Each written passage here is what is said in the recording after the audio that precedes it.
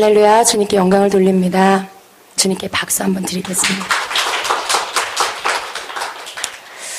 예. 오늘 말씀은 요한복음 21장 1절부터 13절까지 같이 저와 함께 교독하겠습니다.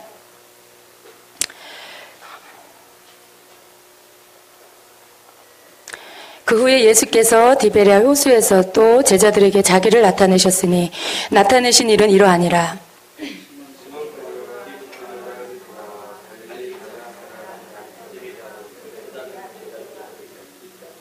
시몬 베드로가 나는 물고기 잡으러 가노라 하니 그들이 우리도 함께 가겠다 하고 나가서 배에 올랐으나 그날 밤에 아무것도 잡지 못하였더니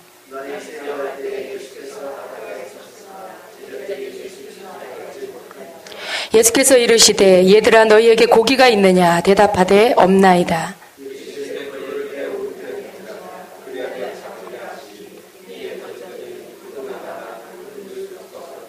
예수께서 사랑하는 그 제자가 베드로에게 이르되 주님이시라 하니 시몬 베드로가 벗고 있다가 주님이라 하는 말을 듣고 겉옷을 두른 후에 바다로 뛰어내리더라.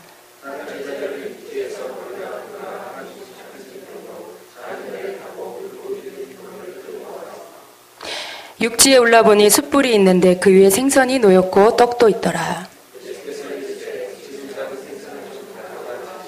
시몬 베드로가 올라가서 그물을 육지에 끌어올리니 가득히 찬 큰 물고기가 153마리라 이같이 많으나 그물이 찢어지지 아니하였더라.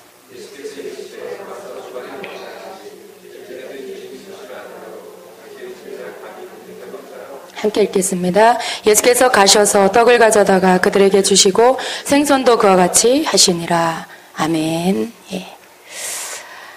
예. 여러분 오늘 주의 임재로부터 나를 내어 쫓지 마소서라는 제목으로 같이 말씀을 나누겠습니다. 지난주가 무슨 주일이었죠? 벌써 잊은 건 아니시겠죠? 예. 여러분 주님이 부활하신 이후에 그 이후에 지금까지 계속 주님의 부활은 계속되는 겁니다. 예. 한 번 부활로 끝난 게 아니고 그 부활은 우리에게 계속해서 부활의 생명을 주고 우리로 하여금 우리 삶 안에 침체되고 죽은 것 같은 것들을 다시 살아나게 하는 능력이 있습니다. 여러분이 그걸 믿으시고요. 부활하신 생명의 주님이 날마다 여러분의 삶 안에서 여러분 가운데 생명을 주시도록 구하세요. 그리고 여러분 가운데 침체되고 무너지고 죽음과 같은 슬픔이나 어떤 고통도 여러분이 오랫동안 용납하지 마십시오. 그것들을 물리치시고 그리고 부활의 주님의 이름으로 여러분이 주님이 모든 것을 이기시고 승리하셨다라는 것을 선포하세요. 그럴 때 그것이 여러분 가운데 다시 회복이 될 것입니다. 주님이 우리에게 그것을 주시기 위해서 부활을 하셨어요. 그렇죠? 예. 자, 오늘 이 장면은요, 예수님이 부활하시고 나서, 제자들이, 예수님을, 부활하신 주님을 뵙기는 했지만, 그들의 마음 가운데 실망감이 있었어요. 뭔가 상실감, 예. 주님을 잃어버렸다라는, 떠나보냈다라는 그러한 어떤 그 상실감이 있습니다. 슬픔이 있습니다. 예수님이 제자들을 부르기 전에 여러분 그들이 하던 일이 뭐였냐면 어부였어요. 베드로와 야고보와 요한은 고기를 낚는 어부였습니다. 그런데 그들이 그런 일들을 주님을 만난 이후에 다 내려놓고 주님의 제자가 되고 주님을 따랐는데 그런데 이제 주님을 잃어버리고 주님을 떠나보내고 베드로와 그 제자들은 무엇을 해야 될까? 이제 그냥 내가 하던 일, 내가 옛날에 했던 일들로 다시 돌아가야 되겠다. 라고 하고 그들은 이제 예전에 자신들이 먹고 살기 위해 했었던 그 고기를 잡는 일, 물고기를 잡는 일을 다시 하기 위해서 디베랴 호수로 갔습니다. 여러분 디베랴 호수는 갈릴리 바다의 같은 이름이에요. 다른 이름이에요. 같은 곳입니다. 그래서 그곳에 가서 이제 고기를 잡으려고 그곳에 갔습니다. 2절에 보니까요. 여러분, 거기에서 어떤 사람들이 이제 고기 잡는 배에 올라탔나 하는 그 이름이 나옵니다. 같이 한번 읽어보겠습니다. 자, 누가 나옵니까? 시몬 베드로와 디두모라 하는 도마와 갈릴리 가나 사람 나다나엘과 세베대의 아들들과 또 다른 제자 둘이 함께 있더니. 여러분, 저는 이 말씀을요, 여지껏 그냥 무심히 읽었어요. 그냥 아무 생각 없이. 요한복음 21장 2절이구나 하고 읽었습니다. 그런데,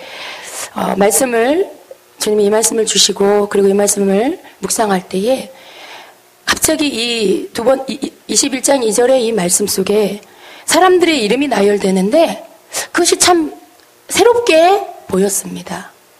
여러분, 시몬 베드로가, 그리고 디두모라 하는 도마, 갈릴리 가나 사람 나다나엘, 세베대의 아들들.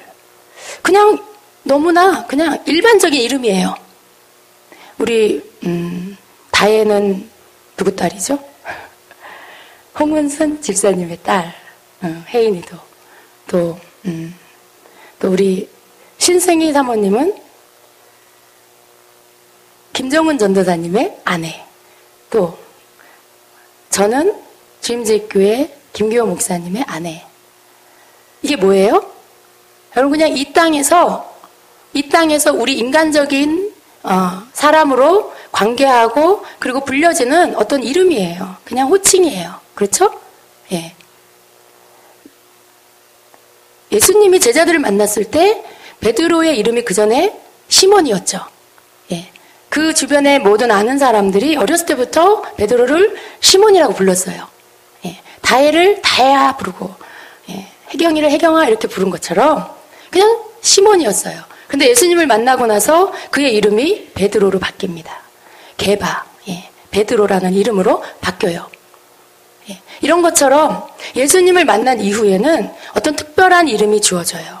그 부름에 있어서 그 이름은 더 이상 예전에 불렀던 누구 딸, 누구 아들, 누구 남편, 누구 아내 그런 것이 아니라 주님 안에서 의미 있는 이름이 되는 거예요. 근데 오늘 이 말씀 속에서는 그런 주님 안에서의 그 의미 있는 이름이 아니라 그저 이제까지 그들의 육신의 삶 가운데 불려졌던 이름.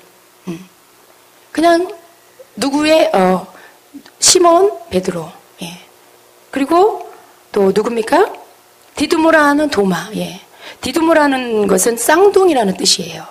그래서 디두모라 하는 도마. 또 갈릴리 가나 사람 나다나엘.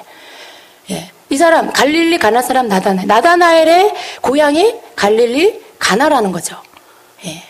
김정은 전사님은 고향이 어디세요? 예. 서울이에요. 예. 근데 네. 우리의 고향, 우리가 어디 출신이냐 이런 것들은요. 이 땅에서 필요한 거예요. 그죠? 사람과의 관계나 서로 우리 집사님 고향이 어디세요? 그냥 이렇게 우리가 서로를 알아갈 때 필요한 정보를 나눌 때 그럴 때 필요한 어떤 그런 부분들이에요. 갈릴리 가나 사람 나다나엘. 여러분, 우리 이 나다나엘이라는 사람이 누구냐 하면 바돌로메, 예수님의 제자 바돌로메예요. 그런데 나다나엘이라는 이름을 언제 썼었냐 하면 요한복음 1장에 빌립이 나다나엘을 전도합니다. 예수님께로 나다나엘을 데리고 와요. 그때 나다나엘이라는 이름을 그때 씁니다. 성경에 나다나엘이라고 이렇게 나와요. 그런데 예수님을 만나고 나서 예수님의 제자가 되고 난 이후에 나다나엘은 나다나엘이라는 이름으로 불리지 않고 바돌로메라는 이름으로 불려요. 그건 의미가 있습니다, 여러분. 더 이상 예전에 그 사람이 아니라는 거예요. 더 이상 이제는 옛날 그 동네에서 놀던 내 친구 누구누구가 아니라 예수님의 제자 바돌로메라는 거예요. 그런데 지금 여기에서는 요한복음의 1장도 아니고 2장도 아니고 마지막 장 21장에서는 갑자기 예수님의 제자로 살았던, 그리고 이제 예수님이 십자가를 죽으시고 부활하신 그 모든 것들이 이루어지고 난 뒤에 오히려 나다나엘이라는 이름을 지금 부르고 있고, 또 그것뿐 아니라 이 사람이 가나 사람이라는 거, 갈릴리 가나 사람이라는 것을 지금 말하고 있어요. 여러분, 이건 의미가 있는 거예요. 그리고 또 누가 있습니까? 세베대의 아들들. 여러분, 세베대의 아들들은 야고보와 요한이에요. 그것도 누구냐 하면 예수님이 항상 데리고 다녔던 세 제자 있죠. 베드로와 야고보와 요한. 그 세 제자는 예수님이 기적을 행하시고 죽은 자를 일으키고 또 때로는 변화산에 올라가서 영적인 어떤 변화된 모습을, 신령한 모습을 보이시고 이런 여러 가지 아주 깊은 체험을 하는 자리에 항상 동행했던 제자들이에요. 그들이 세베대의 아들이 아니라 예수님은 야고보와 요한이라는 이름으로 그들을 불렀습니다. 그런데 오늘 이 말씀에서는 그를 어떻게 부르냐 하면 그냥 세베대의 아들, 누구 육신의 아버지, 누구누구의 아들들 이렇게 그냥 나와 있어요. 그가 지금 이 각각의 이름 안에서 의미하고 있는 것은 무엇이냐면 이들은 지금 영적인 상태가 아니라 육의 사람으로 아주 평범한 이 땅에 육을 입고 나온 자연인의 모습으로 그러한 사람으로 지금 있다라는 것을 의미하고 있는 것입니다.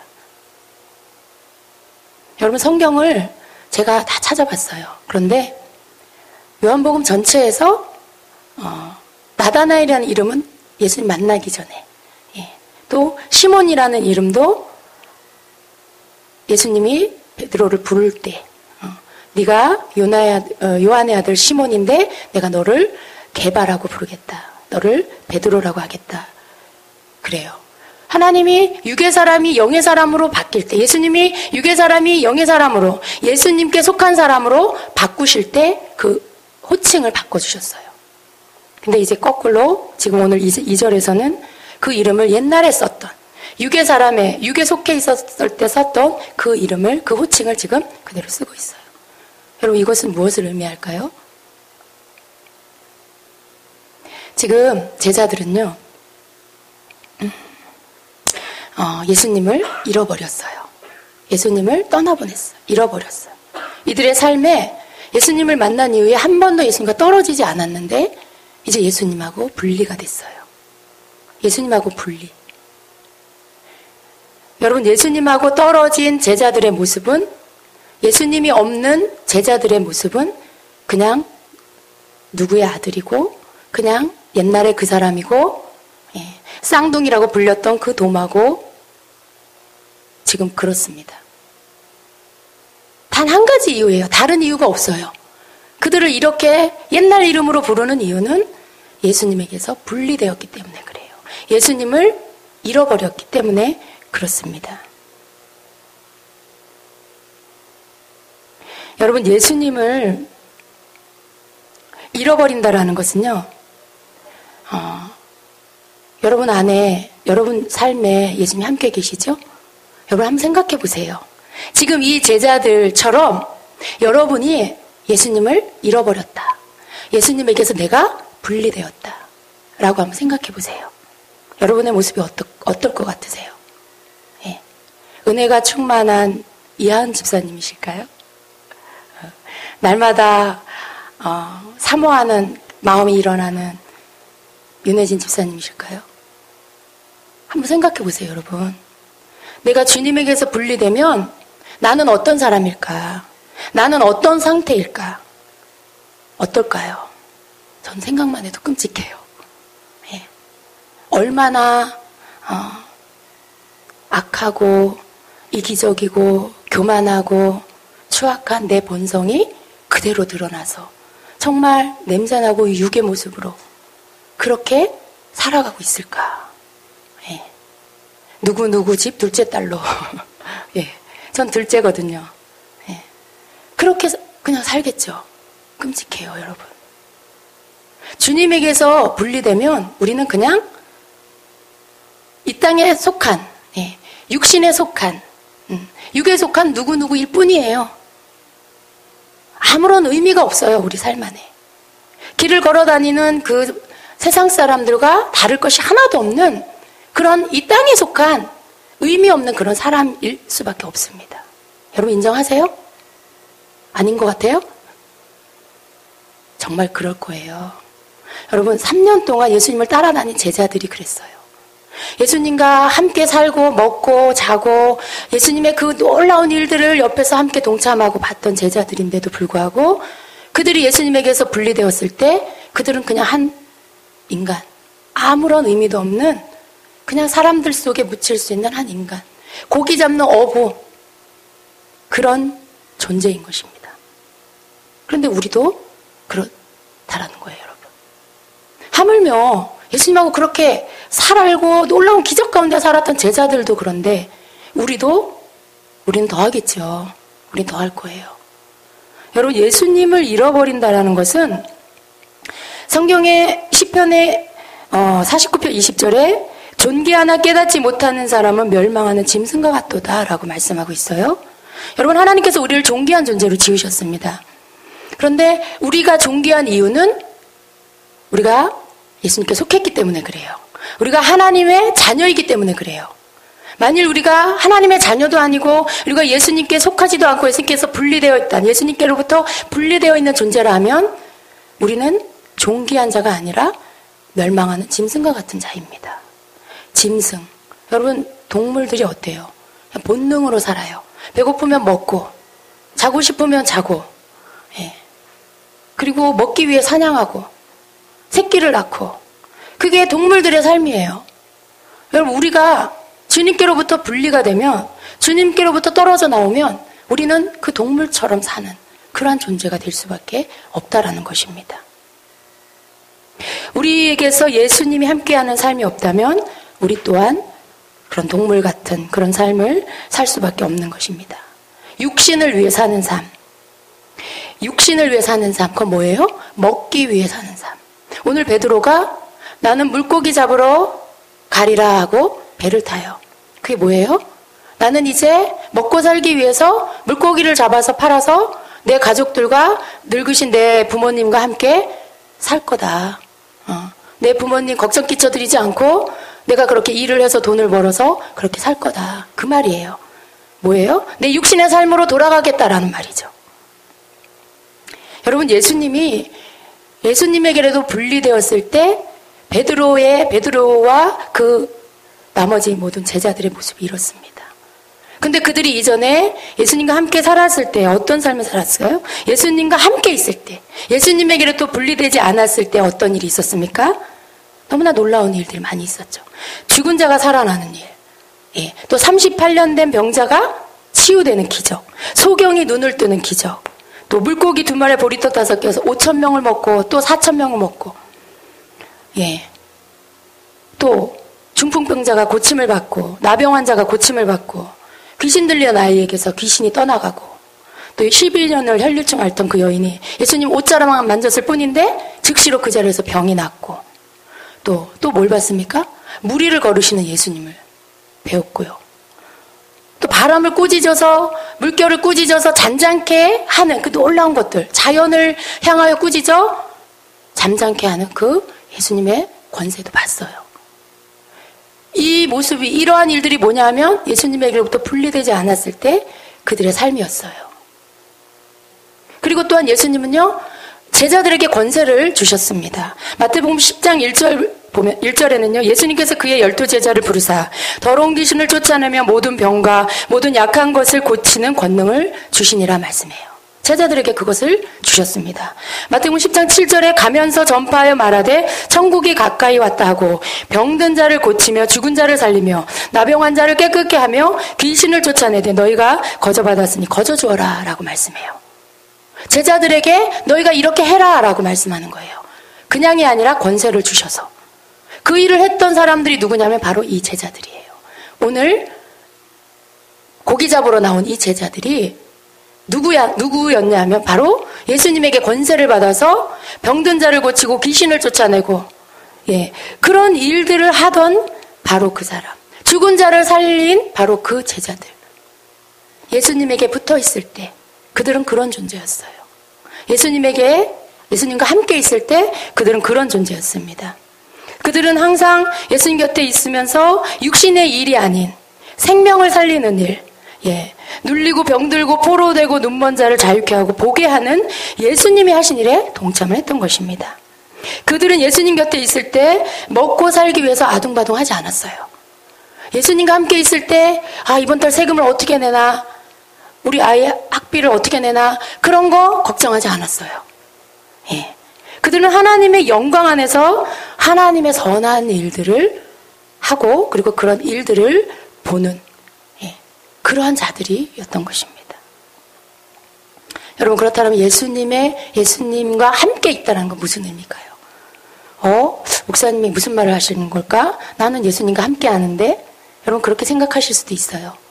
여러분 계속해서 조금 더 들어보세요. 예수님과 함께 있다, 예수님 곁에 있다라는 이 말은요, 오늘날로 그 말을 표현을 한다면, 오늘날 쓰는 말을 표현을 한다면 예수님의 임재 안에 있다라는 말이에요. 예수님의 임재 안에 있다. 그 임재가 무엇입니까? 예수님이 여기 계신다라는 거예요. 여기서 우리만 같이 예배드리는 게 아니라 예수님이 여기 계신다. 그것이 예수님이 임재하셨다라는 말이죠. 주님이 지금 여기 우리와 함께 계신다라는 뜻입니다. 주님과 함께 있을 때 어떤 일이 일어납니까? 아까 그런 일들이 일어나요. 주님과 함께 있을 때 기적이 일어나요. 주님과 함께 있을 때 하늘에 속한 사람이 돼요. 누구누구의 아들, 누구누구의 아내가 아니라 내 이름, 주님이 불러주시는 나의 이름, 그 이름으로 하늘에 등록되어 있는, 이 땅에서 권세를 받은 그 이름으로 내가 생명을 살리는 그 일을 하게 되는 것입니다. 주님의 임재 안에 있을 때 우리는 주님의 임재 가운데 임하는 하나님의 영광 아래 머물게 되는 것입니다. 여러분, 어떻게 그런 기적이 일어날 수 있었을까요? 그것은 주님의 임재가 있는 곳에 하나님의 영광이 머물기 때문에, 하나님의 영광이 임하기 때문에, 그 임재 안에 있었기 때문에 하나님의 영광이 그 가운데 있어서 그러한 놀라운 일들이 일어난 것입니다.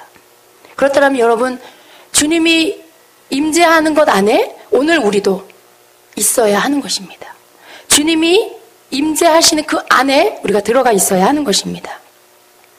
로마서 14장 17절에는요, 하나님의 나라는 먹는 것과 마시는 것이 아니요 오직 성령 안에 있는 의와 평강과 희락이라고 말씀합니다. 이 말씀처럼요, 하나님의 영광이 임할 때 의와 평강과 기쁨이 임하는 거예요. 여러분, 하나님의 영광이 임한다라는 것은 하나님의 나라가 임한다라는 것이에요. 그런데 그 하나님의 나라가 뭐라고 말씀하냐면 성령 안에서 의와 평강과 희락이라고 말씀해요. 무엇일까요? 여러분, 의라는 것은요, 내 죄가 씻김을 받고 정결해진 것을 말해요. 평강은요, 씻김받은 자에게 임하는 자유함이 주는 참된 평강을 말합니다. 또 희락이라는 것은 무엇입니까? 그로 인한 하나님이 주시는 참된 기쁨이 회복되는 것을 말해요. 여러분, 우리가 주님의 임재 안에서 하나님의 영광 안에 있을 때에, 하나님의 나라가 임할 때에 우리 가운데 의와 평강과 희락이 임하는 것입니다.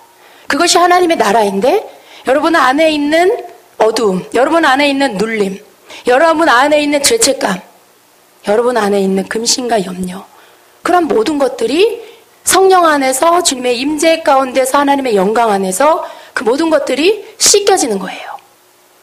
실제로 여러분 임재 안에 있을 때에 우리 속에서 성령께서 우리를 씻으세요. 우리가 주님의 임재 안에서 그 영광 아래 머물면서 성령 우리로 기도하게 하시고, 우리로 깨닫게 하시고, 우리로 통곡하게 하시고, 그래서 내 혼은 알지 못하지만 내 영은 주님 앞에 죄를 고백하고, 주님 앞에 회개의 통곡의 눈물을 흘리고, 그리고 내 속에 깊이 숨어있는 내가 인식하지 못하는 그 죄의 뿌리조차도 깨달아서 주님의 뜻을 거스리고 내 뜻대로 행했던 모든 것들을 회개하게 하는 것입니다. 그래서 우리가 그 가운데서 의로워질 수가 있는 거예요. 그래서 우리가 그 의로움으로 씻음을 받았을 때 우리 안에 참된 하늘의 평강이 임하는 것입니다. 그 평강을 우리가 누릴 때 그 안에 우리 속에서 일어나는 게 무엇이냐 하면 희락이에요. 여러분, 우리가 기쁨이라는 거, 이 세상에서 정의하는 기쁨은 무엇입니까? 개그 프로를 보고 기뻐하는 것입니까? 그게 아닙니다. 아이가 학교에 가서 1등을 하고 상을 받아오면 그걸 말하는 것입니까? 아니에요. 여러분, 진정한 기쁨은요, 하늘에서부터 와요. 진정한 기쁨은요, 내 죄가 씻음 받았다는 거, 내 안에 더 이상 어두움이 없다는 거, 내 안에 더 이상 하나님의 나라가 아닌 다른 게 없다라는 거, 그것이 희락입니다. 그것이 기쁨이에요. 그 기쁨이, 그 희락이 임하게 되는 것입니다. 언제요? 우리가 주님의 임재 안에 있을 때, 그 임재 안에서 하나님의 영광이 임할 때 성령께서 그렇게 우리에게 해주시는 것입니다. 그래서 주님의 임재가 있는 곳에는요, 생명이 소생되는 역사가 일어나는 것입니다. 다시 살아나는 것, 다시 회복되는 그런 역사가 있는 것입니다. 그런데 여러분, 지금 예수님과 함께 있던 제자들은 예수님에게로부터 떨어져서 분리가 되었습니다. 여전히 예수님을 사랑해요. 그렇죠? 제자들이 예수님께서부터 분리됐다고 해서 뭐 예수님을 이제는 싫어한다거나 난 이제 예수님 안 믿을 거야. 난 이제 교회 안 다닐 거야. 기도 안 할 거야. 그게 아니에요. 여전히 예수님이 그립고 여전히 예수님을 사랑해요. 여전히 예수님이 너무나 좋은 그런 존재예요. 이 제자들의 마음 안에 계시는 예수님은. 하나님의 영광 안에 머물렀던 시간들이 그들의 가슴에 추억처럼 간직되어 있어요. 어떤 일이요? 죽은 자를 살리고 또 병든 자를 고치고 막 기적이 일어났던 그런 하나님 영광 안에 머물렀던 그 일들이 제자들의 가슴 안에 추억처럼 간직되어 있어요.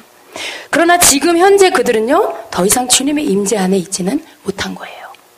주님의 임재 밖에 있는데 그들의 가슴 안에는 주님과 함께 했던 그 좋은 추억들, 주님을 향한 그 사랑을 아직도 그들 안에는 가지고 있습니다. 예. 여러분, 오늘날 우리에게 한번 적용을 해봅시다. 여러분은 어떠세요? 여러분은 지금 교회를 다니고 있고 믿음도 있는 것 같고 가슴속에 여러분 각자 체험한 영적인 체험들, 또 은사적인 체험들, 뭔가 주님과 함께 했던 좋은 추억들도 여러분 가슴에 분명히 있을 거예요. 그러나 그런 일들이 만일 추억일 뿐이라면, 그렇다면 여러분 다시 생각해 보셔야 돼요. 그것이 추억일 뿐입니까? 아니면은 늘 주님과 함께하고 있음을 느끼고 있습니까? 어떠세요, 여러분? 제가 손들라고 하지 않겠습니다. 여러분 지금 열심히 교회 다니고 계세요. 그리고 그래, 옛날에 내가 그때 막 주님 믿고 뜨거웠었지. 막 방언이 터졌었고 막 예언도 나왔었고 막 환상도 보이고 그랬었어. 내가 막 전도하면 사람들이 막 교회를 오고 내가 막 아픈 사람 기도하면 병도 낫고 막 그랬었어. 그래, 나도 그랬었던 적이 있었지. 라고 과거 완료형으로 지금 여러분이 그 시간들을 추억하고 계신다라면 여러분 심각한 거예요. 지금 이 제자들과 다를 것이 없다라는 거예요. 그것이 지금 여러분에게 현재가 돼야 돼요. 그때 지금의 그것이 여러분에게 현재가 됐을 때 여러분이 지금 주님의 임재 안에 있다라고 할 수 있는 증거가 되는 거예요. 다른 것으로 증거하는 게 아니에요. 여러분이 교회를 안 빠지고 다니는 것으로 증거가 되는 게 아니에요. 여러분이 예수님 나 사랑해. 나 예수님 사랑해. 그거 사랑하고 있다는 것으로 증거되는 게 아니에요. 제자들도 예수님 사랑했어요. 지금 고기 잡으러 가면서도 아마 마음 가운데 예수님이 그리웠을 거예요. 예수님이 보고 싶었을 거예요. 그런데 그렇다고 해서 그들이 예수님의 임재 안에 예수님과 함께 있었냐? 그게 아니라는 것입니다. 예수님과 분리되어 있는 상태였다라는 거예요. 우리도 동일해요. 나는 예수님을 사랑하고 교회도 열심히 다니고 나름대로 신앙생활도 하고 나는 성경적인 지식도 있고 나는 예수님이 누군지 하나님이 누군지 성령님이 누군지도 알고 있어. 그런데 여러분, 우리가 더 분명하게 알아야 될 게 뭐냐 하면 내가 그 모든 것들을 안다고 해서 내가 그 모든 것들을 하고 있다라고 해서 내가 주님의 임재 안에 있다라고 볼 수는 없어요. 그것이 만약에 과거에 내가 경험했던 거고 지금 뭔가 그런 것들이 느껴지지 않는다라면 여러분, 제가 확실하게 말씀드립니다. 그러한 사람은 지금 주님과 분리되어 있는 자예요. 두려운 말씀입니다. 여러분이 지금 성전에 앉아있고 예배를 드리는 자리에 있지만 지금 보여지는 이 겉모습으로 여러분이 주님의 임재 안에 있다라고 말할 수 없다라는 거예요. 여러분 내면 안에 무엇을 느끼고 있냐라는 거예요. 어떤 것을 가지고 있냐라는 거예요. 의와 평강과 희락이 있습니까? 주님을 향한 그 애틋한 마음 안에서 여러분 속에 영혼을 사랑하고 사람들의 구원을 생각하고 내가 변화받기를 원하는 그 마음이 있으십니까? 여러분 그렇다면 여러분 주님의 임재 안에 있는 것입니다. 여러분이 영혼을 향한 국률한 마음, 누구도 구원받아야 되는데 누구도 예수님 믿어야 되는데 어떡하지? 주님께로 인도해 주세요. 여러분이 그 안타까운 마음으로 기도하고 있고 주님, 내 모습이 너무 부족합니다. 날 변화시켜 주세요. 내가 주님 닮게 해주세요. 주님, 내가 성숙한 주님의 자녀가 되게 해주세요. 나를 좀 고쳐주세요. 자기 자신의 아직도 약하고 부족한 모습, 바뀌지 않은 변화되는 모습 때문에 애통해하고 주님 앞에 호소하고 기도하고 부르짖고 있다라면 여러분 그 사람은 주님의 임재 안에 있는 거예요. 그런데 여러분에게서 그런 것들이 지금 식어져 있고 무덤덤하고 여러분이 지금 바라보고 있는 거, 좀 세상에 있는 것들이 난 너무 좀 재밌다. 나는 뭐 이렇게 영혼을 생각하는 것보다 나는 막 나를 바라보고 하나님 앞에 기도하는 것보다 그거는 어떤 면에서 의무고 나는 좀 세상이 좋다. 나는 좀 돈을 많이 벌어서 부자가 되고 좀 명성 있는 사람이 되고 싶다. 그런 게 여러분 안에 있다라면 여러분은 주님의 임재에서 분리되어 있는 것입니다. 베드로처럼, 야고보처럼, 요한처럼, 나다나엘처럼, 도마처럼 그 나타나는 모습이 주님의 임재에 있냐 아니면 분리되어 있냐를 증거한다라는 것입니다. 여러분 우리가 주님을 잃어버리면 이렇게 돼요. 내가 주님과 함께 있다가도 주님을 잃어버릴 수 있어요. 주님을 놓쳐버릴 수 있어요. 그랬을 때 우리는 어떤 사람이 되냐 하면 육신의 사람으로 돌아가요. 세상에 속한 사람으로 돌아갑니다. 땅에 속한 사람으로 돌아가요. 무엇을 먹을까? 먹고 사는 일 때문에 전전긍긍하는 사람으로 돌아가게 되는 것입니다. 그래서 우리는 절대로 주님의 임재를 놓쳐서는 안 돼요. 내가 오늘 교회를 갔다 왔다고 해서 안심하면 안 돼요, 여러분. 내 마음 안에 당연히 있어야 할 것이 지금 살아있나? 내 마음 안에 주님의 마음에 있는 게 무엇인지를 알고 그것을 동일하게 나도 지금 추구하고 있나? 여러분 무엇을 추구하고 있으세요? 하나님이 기뻐하고 원하는 것을 내가 추구하고 있어야 돼요. 그게 내가 주님의 임재 안에 있다라는 증거예요. 만일 그것이 없다라면 나는 돌이켜야 됩니다. 여러분 다윗은요 시편 51편에 이렇게 고백하고 있습니다. 시편 51편 10절에 하나님이여 내 속에 정한 마음을 창조하시고 내 안에 정직한 영을 새롭게 하소서. 나를 주 앞에서 쫓아내지 마시며 주의 성령을 내게서 거두지 마소서 라고 말하고 있어요. 기도하고 있어요. 킹제임스 성경에서는 이걸 어떻게 번역하냐면요. 오 하나님이여 내 안에 깨끗한 마음을 창조하시고 내 안에 바른 영을 새롭게 하소서. 주의 임재로부터 나를 내어쫓지 마시고 주의 거룩한 영을 내게서 거두어 가지 마소서. 뭐라고요? 주의 임재로부터 나를 내어쫓지 마시고. 다윗은 이렇게 기도했어요. 여러분 우리가 다윗 그러면 다윗은 그 누구보다도 하나님 마음에 합한 사람이라고 우리가 알고 있어요. 그런데 그러한 다윗이 하나님 앞에 드리는 그 기도가 뭐였냐면 오 하나님이여 내 안에 깨끗한 마음을 창조하시고 내 안에 바른 영을 새롭게 하소서. 주의 임재로부터 나를 내어쫓지 말아 주십시오. 하나님이 예수님이 막 임재로부터 다윗을 내어쫓았을까요? 그랬을까요, 여러분? 여러분 이 기도의 뜻은요. 그 임재가 얼마나 중요한지를 알았기 때문에 그 임재를 구하는 거예요. 혹 나도 모르게 부지불식간에 주님을 거스리고 그래서 주님이 나를 떠나서 조용히 말없이 나를 떠나가실까 봐. 내가 나도 모르게 내 입에서 거짓이 나오고 악한 말이 나오고 남을 비방하고 욕심이 나오고 육신의 일을 쫓고 있다가 조용히 주님이 나도 모르는 사이에 나를 떠나가실까 봐. 그럴까 봐 다윗은 기도했던 거예요. 나를 떠나지 말아달라고. 주의 임재로부터 나를 내어쫓지 말아달라고. 내가 주님의 임재 안에 항상 있게 해달라고 다윗은 구했던 것입니다. 왜요? 그 임재를 떠나서 자기는 아무것도 아니라는 것을 알았기 때문에 그래요. 주님의 임재 없이는 아무것도 아닌 그저 한낱 동물과 다름없는 그런 존재라는 것을 알았기 때문에 육신일 수밖에 없는 그것을 알았기 때문에 주님의 임재로부터 나를 내어쫓지 말아달라고 구했던 것입니다. 거룩한 영을 내게서 거두지 말아달라고 기도했던 거예요. 여러분 주님이 언제 우리를 떠나십니까? 주님의 임재가 우리에게 거둬질 때. 왜 다윗은 임재를 구하면서 거룩한 영을 구했을까요? 이것은 함께 공존하는 거예요. 거룩과 임재. 주님은 거룩한 곳에 임재하세요. 거룩한 영이시기 때문에. 그런데 만일 내 안이 거룩이 아니라 세상 것이 가득하다면, 내 안에 주님의 것이 아니라 내 육신적인 것이 가득하다면 거룩한 게 아니죠. 거룩한 게 아니죠. 여러분, 내 안에 거룩한 영이 충만해야 내가 거룩할 수 있고요. 그럴 때 주님의 임재가 내게로부터 떠나지 않을 수가 있습니다.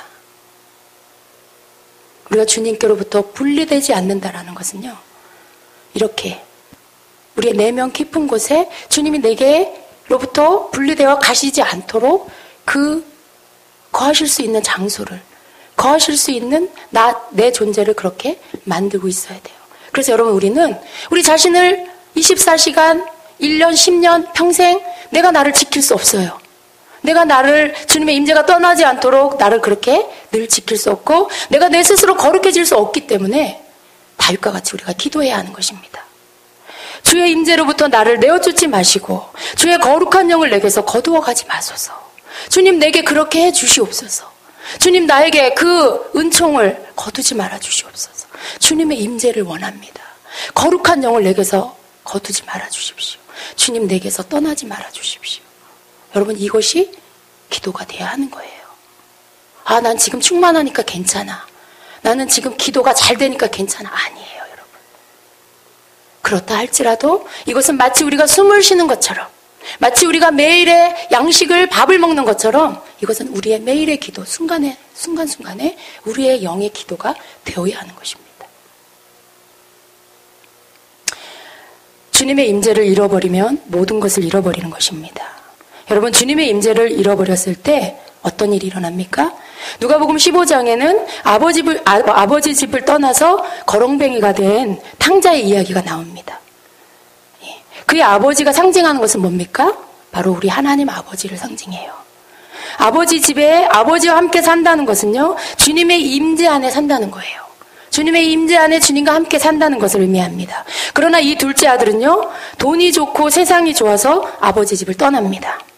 그것은 뭡니까? 주님의 임재로부터 떠나버린다는 거예요. 주님의 임재 밖으로 나간다라는 것입니다. 그는 그가 가진 모든 것을 다 잃어버렸어요.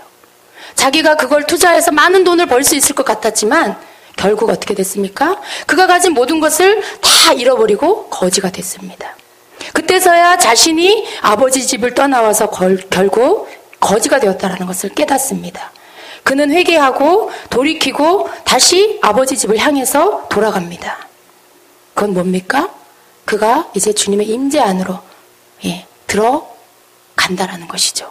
그가 아버지 집을 찾아서 아버지를 만났을 때, 그 집에 들어갔을 때, 그가 임재 안으로 들어갔을 때, 그럴 때 그 아들은 어떻게 됐습니까?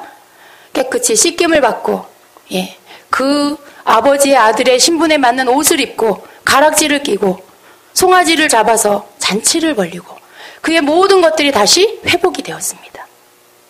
여러분, 이것이 임재 바깥에 나갔다가 있을 때 모습과 들어와서의 회복된 모습이에요. 임재를 잃어버리면 모든 것을 잃어버리게 됩니다.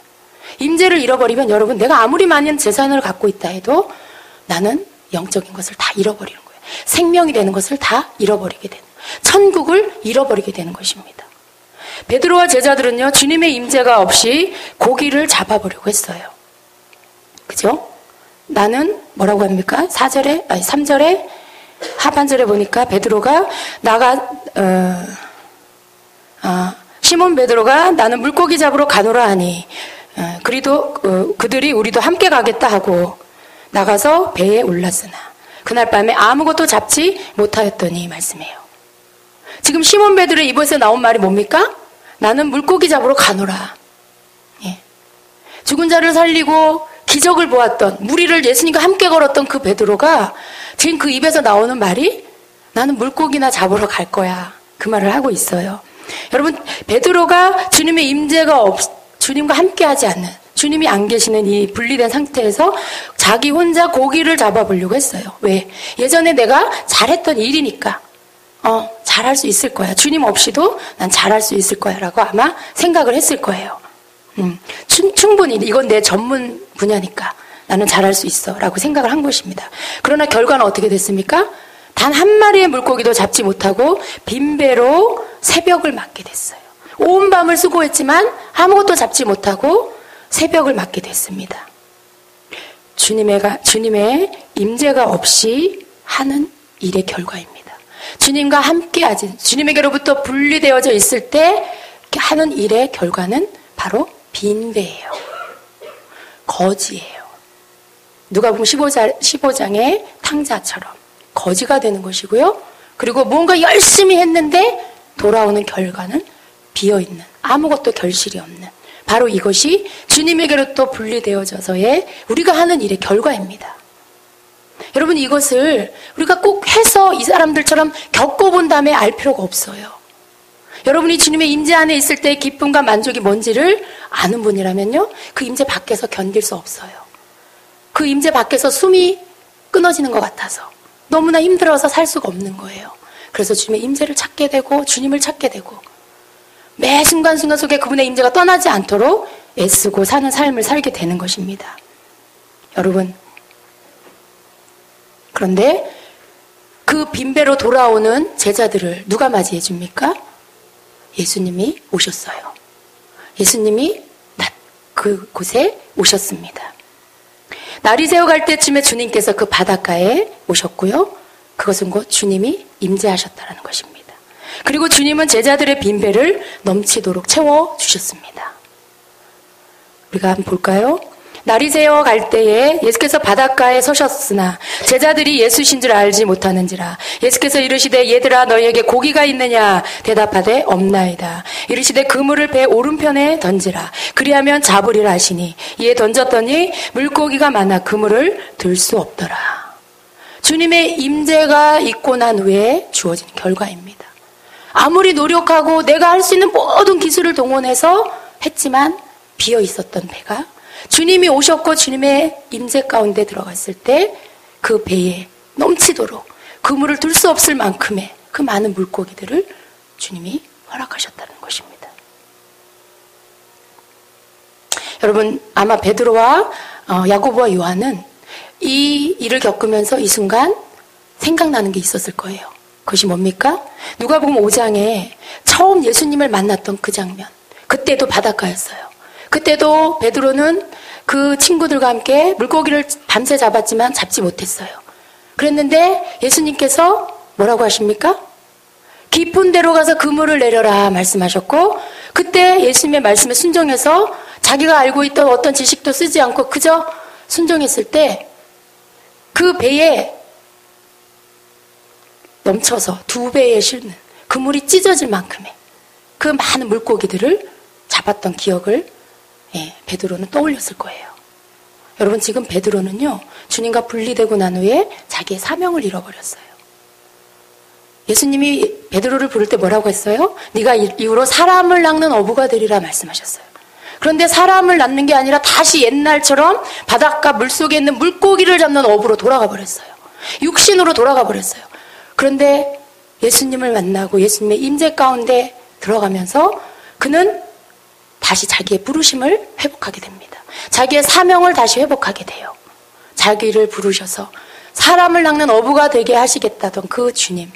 그래서 그는 예수님이시라는 그 요한의 말을, 제자의 말을 듣고 배가 아직 육지에 닿지도 않았는데도 불구하고 겉옷을 거치고 헤엄을 쳐서 예수님께로 달려옵니다. 얼마나 주님이 자기에게 중요한 존재인지, 얼마나 주님의 임재가 자기에게 소중한 것인지를 깨달은 거예요. 깨달은 거예요. 예수님의 임재 안에 들어가서 자기가 누구인지를 다시 찾게 됩니다. 그리고 예수님은 그들에게 양식을 주시죠. 떡과 고기를 주시면서 그것을 먹고, 그리고 그 속에서 다시 모든 것들을 회복합니다. 자기의 사명을 회복합니다. 이것이 예수님의 임재 안에 우리가 다시 들어갔을 때에 우리에게 주어지는 것들이에요. 여러분, 제가 말씀을 이제 마무리합니다. 여러분, 주님의 임재는 우리의 생명이에요. 우리가 주님의 임재 밖에 주님과 분리되어져서 산다라면 우리는 그냥 아무런 의미가 없는 존재. 내가 이 땅에 주님이 분명히 의미가 있고 뜻이 있어서 이 땅에 보내주셨고 사명을 각 사람에게 주셨는데 그것도 잃어버리고 그저 먹기 위해 살고, 살기 위해 먹고 살기 위해 일하고, 그러다가 우리 인생이 끝나요. 여러분, 주님이 우리에게 주시려고 하는 삶은 그런 게 아닙니다. 각각의 우리의 이름을 불러주세요. 누구야, 누구야, 누구야. 그 이름을 부르시는 그 부름, 주님이 불러주시는 그 이름으로 우리가 불림을 받아야 돼요. 그쵸? 누구 딸, 누구 아내, 누구 엄마. 주님은 우리를 그렇게 부르지 않아요. 주님이 나를 불러주시는 그 이름을 우리는 들어야 돼요. 그리고 그 불러주시는 주님의 음성 안에서 나를 이 땅에 왜 보내주셨는지, 왜 나를 구원해 주셨는지, 왜 나를 주님께서 만나주셨고, 그 영의 기쁨을, 생명을 나에게 주셔서 알게 하셨는지, 날마다 잊어버리지 말고 알아서, 그래서 그것을 빼앗기지 않고 놓치지 않으려고 날마다 다윗과 같이 내게서 주님의 임재를 거두지 말아 주십시오. 주님 내게로부터 떠나지 말아 주십시오. 주님 거룩한 영을 내게 부어주시옵소서라고 기도해야 하는 것입니다. 그게 우리가 해야 할 일이에요. 아멘. 아멘. 네. 여러분, 이 말씀 붙잡고 이 시간에 같이 기도하겠습니다. 여러분이 구해야 할 것들 구하세요. 이 말씀 가운데 정말 우리가 정말 붙잡아야 할 것, 내가 붙잡아야 할 것이 무엇인지, 여러분 오늘 어떤 마음으로 주의 전에 왔는지 저는 모릅니다. 사모하는 마음으로, 예배를 사모하는 마음으로 달려나왔을 걸로 믿어요. 그러나 여러분 마음 한켠에라도 무거운 마음으로, 그래도 주의를 지켜야지, 그런 마음으로 오신 분이 있다라면 오늘 이 시간 기도하면서 회복하세요. 주님의 임재를 회복하세요. 주님이 여러분 가운데서 온전히 함께 하실 수 있도록 그렇게 여러분 주님의 임재를 구하시기를 바랍니다. 이 시간 같이 기도하겠습니다. 하나님 감사합니다. 같이 통성으로 기도합니다. 주님, 이 시간 주님 앞에 다시 나아갑니다. 주여 레셀라 콜로로디리아 레셀레 케레스 콜로로디 콜로스 콜로로디아 콜로로디 콜로로디리아 레셀레 케레스 콜로로디 카리스 카라디아 레셀로 콜로로디 콜로스 콜로로디리아 라 카리스 케레디아 라카 로 콜로로로 콜로스 케레디아 라 카리아. 주님, 우리의 소속이 주님인 것을 고백합니다. 레셀로 콜로로디리아 라 케레스 콜로로디아 콜로콜로로 이 땅이 아닌 저 하늘인 것을 주님 고백합니다. 감사합니다. 로 콜로스 케레디아 라 카리스 케레디아 레소소 콜로로디 콜로스 케레디 카리스 케레디리아 라 카라 콜로로디리아 라 케레레 코리스 케레디리아 라 이리디아 라 콜로로로 콜리스 케레디리아 레세 로 콜로로디리아 라 카리스 케레레. 우리 안에 주님께로부터 분리되고도 느끼지 못하는 무감각함이 있습니까? 지얼레살라 카리디아 라 케레레 카리스카. 살아있는 영혼의 주님, 그 주님의 임재 안에서의 생명이 아닌 종교적인 모습으로 사는 모습이 있습니까? 주님, 레솔로 콜로로디리아 라 카리스카 콜로로디아 라 카리디아 라 케레스 콜로로디아 레솔로 콜로로디리아 라 케레레 코레스카라디아. 주님, 다시금 주님의 임재 안으로 들어가게 하시옵소서. 다시금 주님의 임재 안으로 들어가게 하시옵소서. 레솔로 콜로로디리아 라 케레스 콜로로디아 콜로로디 카라라디리아 레세 케레스 콜로로디아 레솔로 콜로로디리아 라 카리스카. 주님의 임재를 우리에게서 거두지 말아 주시옵소서. 주님의 임재에서 우리를